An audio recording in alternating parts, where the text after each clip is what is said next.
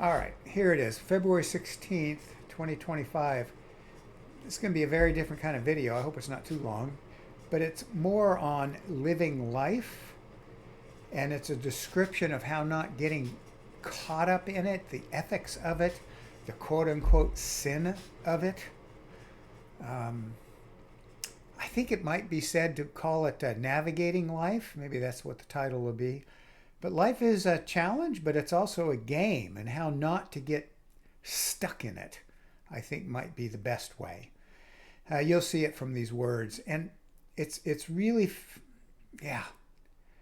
So I find it really interesting that occasionally when I open the book and I start reading something, I read it before, and I guess it wasn't applicable at that point, so it didn't kind of like connect up to some point of reality for me.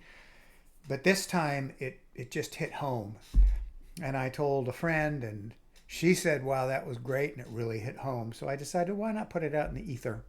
See if anybody else benefits from this. It's my words just don't do it justice, and that's why I always use the quotes in case you're wondering.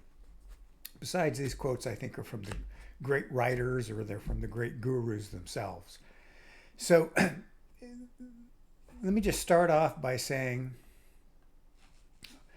these are going to be quotes from this book on the upper right, Shankara's Crest Jewel of Discrimination.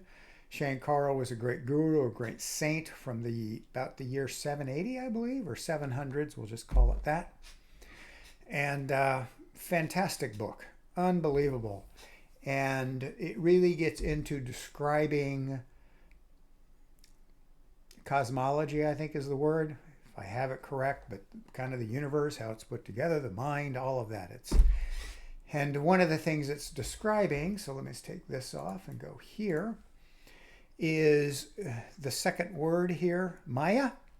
It's the veil that covers our real nature and the real nature of the world around us. That's what this book is all about. It's fabulous. So he gets into the body stuff and the mind stuff and cravings and fears and all of these coverings that we in ignorant fashion identify with, attach to. We don't even know we're doing it. And as all of that is released, we find out who we gain self-realization. So that word is used. That's why I brought it up. And these interchangeable words, I pretty much always mention this: Brahman, Atman, consciousness. Here they say the reality, existence, and the reality because there's all the coverings, and then there's the truth, the reality, self-realization. So let's just read these and we'll see how it all plays out. Yeah. This is from a section, pages 24, 25, called The Problem of Evil. And it's really, really interesting because it takes on the question of various religions and ones that talk about all about sin and confess your sins. And they really address that, and how I think it was Vivekananda, and it's talked to it was a big convention in Chicago in around 1900, where he said, let's just get over the idea of sin. Just let it all dissolve if you've made a mistake or done something wrong, and continue to move forward to find who you really are. Paraphrasing. Sorry. He's also got some great writings on this same subject of living life and not getting trapped and worried and grinding on, are you doing the right thing, the wrong thing, and good and evil. So that's what this is going to be about. So I'm just going to read it, and I hope I copied this correctly. This is my second take because I left words out when I typed this up. But viewed from a relative standpoint, this world of appearance is a bleak place, and as such it often drives us to despair. I'll just say drives us to grinding and fluttering about and frustrated. And what are we doing? The seers, the great ones of the past, with their large knowledge, tell us otherwise. Once we become conscious, even dimly, of the Atman, the reality within us, the world takes us on a very different aspect. It is this is my highlight, by the way. I want this to be very clear. It is no longer a court of justice, but a kind of gymnasium. I mean, why not look at life as a kind of gymnasium where you get to play, as opposed to, oh, am I being bad and sin and this kind of thing? I'm not trying to put down a religion using that word. I don't know how else to describe it. Let me start again. It is no longer a court of justice, but a kind of gymnasium. Good and evil, pain and pleasure still exist, but they seem more like the ropes and vaulting horses and parallel bars which can be used to make our bodies strong. Isn't that great?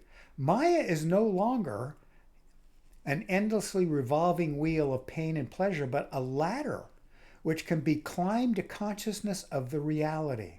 So instead of getting all wrapped in this and what's wrong with me and what did I do and why can't I be free or whatever mumbo jumbo it is, we look at everything that happens in life as something that we can gain or learn from, navigate through, bounce over, have fun with maybe. Maybe there's joy in there too, but we don't get trapped in it. Maya is no longer an endlessly revolving wheel of pain and pleasure, but a ladder which can be climbed to consciousness of the reality. From this standpoint, fortune and misfortune are both quote unquote mercies. That is to say, opportunities. I don't know about you, but I never read anything that communicated it that way. Everything is an opportunity. And I believe it was Vivekananda that said that in his books. And I just thought that was brilliant. And he said if we can actually get to that point where everything is just moving us forward back to who we really are, or to that realization of who we really are. Fabulous. Every experience offers us the chance of making a constructive reaction to it, a reaction which helps to break some chain of our bondage to Maya and bring us that much nearer to spiritual freedom. I just think that's really something. Every experience offers a chance of making a constructive reaction to it. Constructive meaning, let's be positive. Let's go forward. Even if we mess up, screw up, even if we sin, whatever we do, I like Vivekananda, just let it do. Good. Take responsibility, acknowledge it, whatever you want to do. Let it dissolve into Brahman is another way they say it. Dissolve into infinity and just keep moving forward. But right like it says right here, it is no longer a court of justice, but a kind of gymnasium. Good and evil, pain and pleasure still exist, but they seem more like ropes and vaulting horses and parallel bars, which can be used to make our bodies strong. Go out and accept challenges. Go out and do things. Fail, so what? Go for it again, because we're always, with this kind of viewpoint, we're always learning and moving closer and closer to who we really are, to self-realization. That's all I'm going to say on that one. Then we have this next paragraph.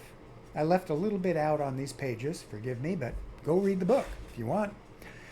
It has been said already that the principle of Maya, so what he's a little bit talking here about Maya, the principle of Maya is the superimposition of the ego idea upon the Atman, the real self. So he talks about in a chapter on superimposition that here's this consciousness, and as soon as somebody says I am Jim, I am this, it's kind of like when we're a child, we're just totally free, and then we start getting more and more of that ego sense, that ego idea. And then individuality starts to spring up, and then the multiplicities start to spring up. I have a video if you want to look at it called Superimposition. It has been said already that the principle of Maya is a superimposition.